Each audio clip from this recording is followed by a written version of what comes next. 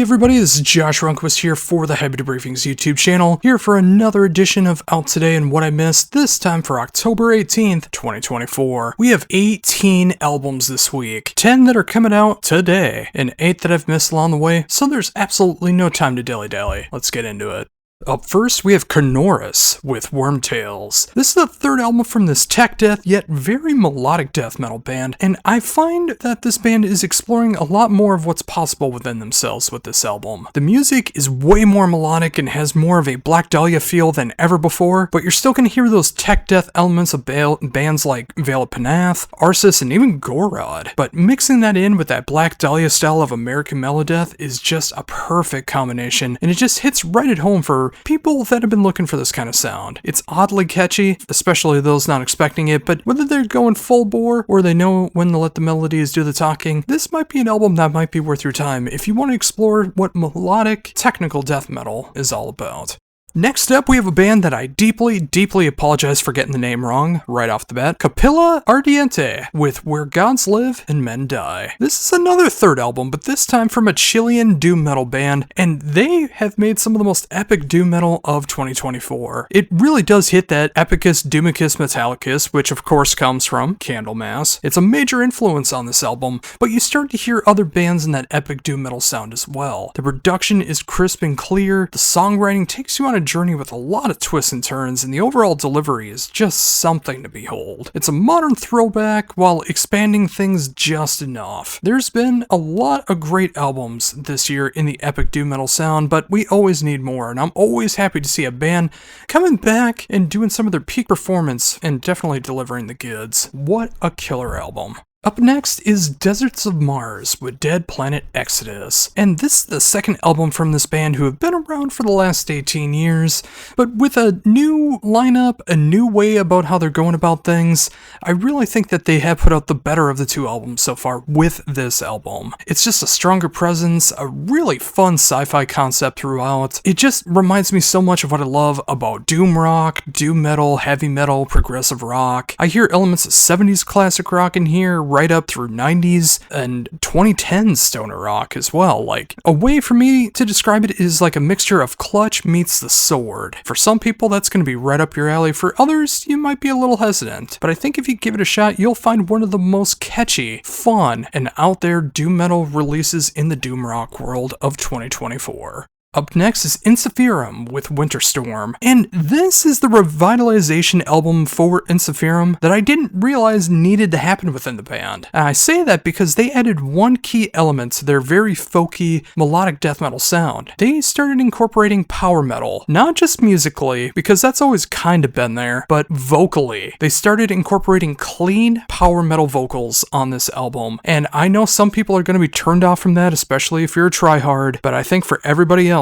this is exactly what the band needed to be able to stay fresh and stay wanting to be Ensiferum for years upon years to come. This is easily some of the best music the band has ever done, some of the catchiest moments that they've ever done, and when they come to the States here in 2025, I think it's all the more reason to go see them live. The band is revitalized, and I couldn't ask for anything more. Up next is Frozen Crown with War Hearts, and this is the fifth album from Frozen Crown, and it really does feel like they found their niche when it comes to power metal. It's fun, over the top, the production is crystal clear, the songwriting is jam-packed with everything that you love about power metal, and the overall intensity of the album is maxed out. You can definitely hear the influences of all the main and side bands of Rhapsody, and especially that Dragon Force influence more than ever before, but they still know how to make it their own. Frozen Crown is making some of the most solid power metal of 2024, and this is a year where we kind of need that because so many bands are going into that modern metal route from the symphonic and power metal realms. I just love it when a band wants to make power metal, and this is one of the best examples that we have this year. Next, we have Funeral with Gospel of Bones. Funeral is one of the most underrated bands in doom metal in 2024. You're always going to hear things about like Paradise Lost and Early Day Anathema, and especially My Dying Pride, but Funeral was around there at the same time, and they've been going strong ever since then. It's a shame with that because Funeral Metal is one of the most innovative bands in the genre, and they've never lost their authenticity. With the band's 7th album, they've expanded their sound beyond anything ever before. Of course, the Funeral Doom sound is never going away, and they've always added some gothic doom, especially in the later albums, but 2 newer ingredients are part of this: classical and folk. And they also started adding some deep operatic vocals, more acoustic and folkish passages on top of all of it, making this a very rich, deep, rewarding, and emotional experience. Every Funeral album has its own experience, and this one is all about the dynamics, accessibility, and genre bending. If that sounds exciting to you in Funeral Doom, you need to check this one out. Up next is Immortal Bird with Sin Coherencia. It's been a while since the last Immortal Bird album, 2019 to be exact, but they've taken all that time from pre and post pandemic to really refine their sound and make for one of the most intense yet emotional experiences the band has ever done. Of course, it's always going to be layered in that grindy, blackened death metal sound, but they started incorporating more moments of things like crust punk, sludgy, post-metal moments in there too. So it's not just the over-the-top technical blazing fast stuff here, there's some slower stuff that really pulls at you. Whether the dynamics are going off, the band is pushing the limits everything that they're capable of, and broadening their sound in a way that a lot of people have been wanting. It's everything that you love about the band, but just a new intensity behind it, making it their best album to date without question. It's a fantastic album for those who want a little bit more in their black and death metal. Next up is the self-titled debut from the band Star Crazy, and they describe themselves as glam rock mixed with Rush, and I think that's a very fair example of what this band is all about. They combine that 70s hard rock, 70s funk rock, 80s glam, and prog rock into this very strange concoction that really does work for them. Imagine this strange mix of Thin Lizzy, Rat, Rush, and Wild Cherry, and you're starting to get the idea of what they're all about. In one particular song, they even say the words, "Don't call me metal, just call me experimental." And yeah, what else can you really say about that? They also have an acoustic ballad about Fry from Futurama, which I will say is 100% the reason why I chucked this album out in the first place. If you're looking for something that is a throwback but done with just enough modern technique, yeah, give this one a shot.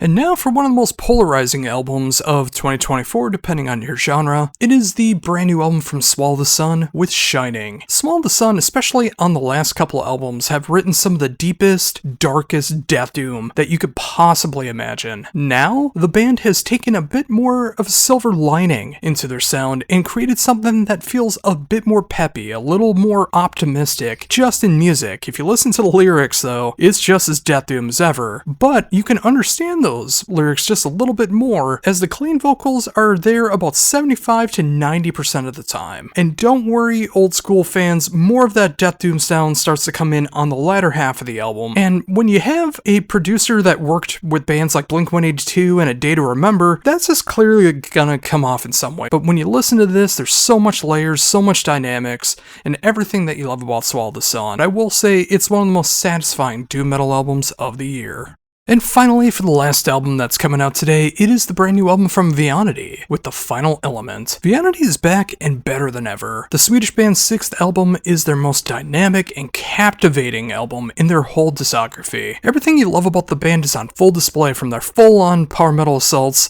to their laid-back melodic approaches, and adding some new influences that I'll wait for you to check out and hear for yourself. Vianity has made such an incredible power metal album that is just meant for everyone on the genre spectrum. No matter how serious you take your power metal, no matter how much fun you want to have in your power metal, this should satisfy both ends. I won't say it's revolutionary or reinventing the wheel or anything like that, but I will say it's completely and utterly solid from start to finish, and it gives you everything that you're looking for, and it'll make you come back more and more. In a genre that seems to keep getting away from power metal and going into the modern metal approach, isn't that all you could really ask for? Give this one a proper listen, no matter your love of the genre, and see if it's for you.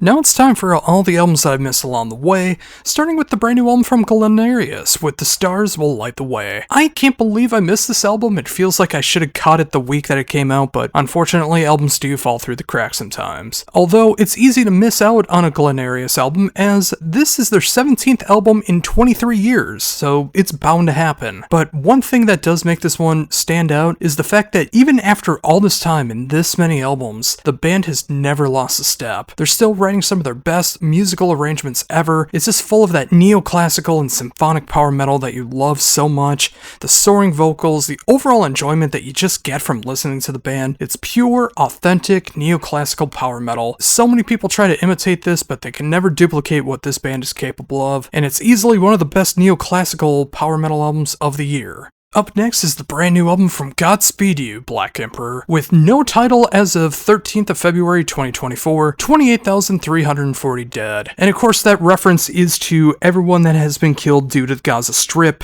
and everything that is going on between Palestine and Israel right now. If you never gathered it from their entire experience of over 30 years of existence, Godspeed is a very political band, even though they don't use any lyrics in their music. Of course, the band continues on with their very cinematic, brooding, and varied post-rock that you know them for, the right kind of sound clips that really add to the dark atmosphere that they try to bring on. And especially for those that are reading my review, this will not be for everybody, but for those that enjoy post-rock with a message, Godspeed have done it again with an album that hits all the right notes and makes you feel soothed yet uneasy. And that's what they've always done, and they're going to continue to do so. Continuing on with some more instrumental music, we got Master Boot Record with Hardwares. And wouldn't you know it, this is the 12th album from this project, which I thought the band only had a couple albums, so I got a lot of back work to do. This instrumental cybernetic synthwave metal band continues to innovate with what they do. From when I first checked them out to what they're doing now, I really love the progression of what they do with that synthwave cybernetic sound. This time around, the theme of the album is the different components of a computer, and the song titles really match up with everything. The song RAM makes you think about what a RAM does on your computer. The CPU does the same thing. Everything, even the computer case, has a song title. It's definitely for the nerds, but when you just listen to the music, it's some of the best synthwave metal that you're gonna hear in 2024. It's the kind of album that actually might inspire you to make your own PC, and with the way prices of video game consoles are going for, I just might have to do that. Up next is Nasty Savage with Jeopardy Room. After 40 years, Nasty Savage is here and still making that dark power thrash that we've always known them for, writing things about the future of the world, the state of the world that we currently live in now, and the occasional naughty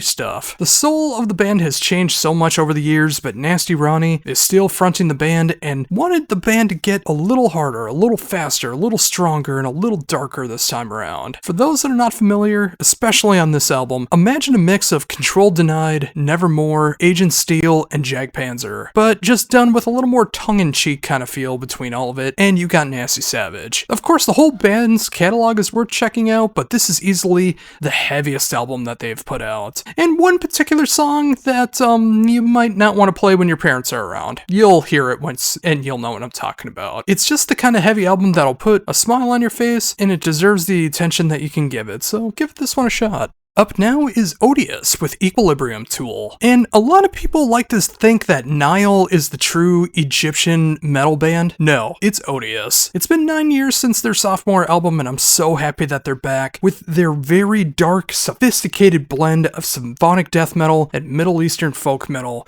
creating one of the grandest and sophisticated listening experiences you're gonna hear all year. Imagine a grandiose mix of Melakesh, Septic Flesh, Rotting Christ, and even a band like Orphan Land, and you're gonna find a real journey of the soul. It's dark, intricate, and it hits everything that you love about the extreme sides of symphonic metal, death metal, folk metal, everything in there. Check this one out to hear how metal is not just about being at the absolute extremes, but knows how to use those for pure effectiveness. Coming up next is another one that I deeply apologize for pronouncing wrong. It is Samsa's Traum with Kulk. This is a dark, German, symphonic, gothic black metal band that has done something very intriguing this time around. While the album came out several months back, there's new versions of the album that are continuously coming out. Producers like James Stevenson have taken their approach and remixed and remastered the album to give it a little more low end and make it sound a little more death metal in its symphonic black metal sound. And Dan Smano actually took his approach to this one and gave it one of the most grandiose symphonic sounds that I've heard in a band this year. The original version is more raw and underground, so no matter what your flavor of how you like to listen to black metal, there's a production style for you on this album, and it shows just how great these songs truly are, no matter what the production style truly is. It's one of the most satisfying listens, it's dark, so very evil sounding, and if that sounds like it's for you, trust me, it will be.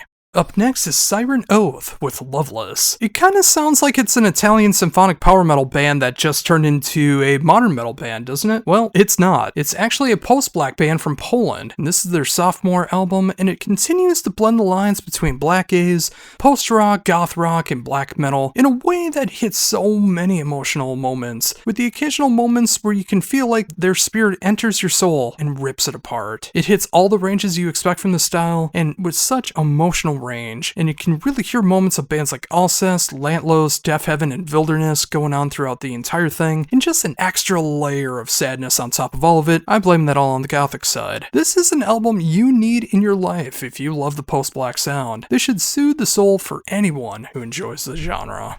And finally, we end things with the band Wolf Brigade with Life, Knife, Death. And if you couldn't tell from the band name and from the title, I think it pretty much gives away everything that you should expect from this band. It's 90s HMN to pedal death metal, which, you know, it's that raw Scandinavian death metal sound that you know and love, but it's also mixed with some crust punk to just make something that's blistering fast when it wants to be, slows down just enough when it needs to, but it's so full of that metalhead, punkhead, tongue-in-cheek sound. It's short, sweet, everything that you're looking for in this genre, and so much more. If you want an album that is just meant to get your aggression out, there's not many albums that can top this in 2024. This is simply how it's done. And there you go, folks, another 18 albums down for Out Today and What I Missed, this time for October 18th, 2024. So why don't you let me know, did I pick out some good albums this week? Did I pick some bad ones? Did I leave some out? I'm probably covering it next week if I didn't cover it this week. There's so much to cover still for the rest of the year, and I thank you so very much for tuning in, checking these out, and hopefully giving them a proper shot. And make sure to tune in next week when we cover Out Today and What I Missed for October 25th, 2024. Until then, this has been Josh Runquist for the Heavy Debriefings YouTube channel saying, embrace the skillet.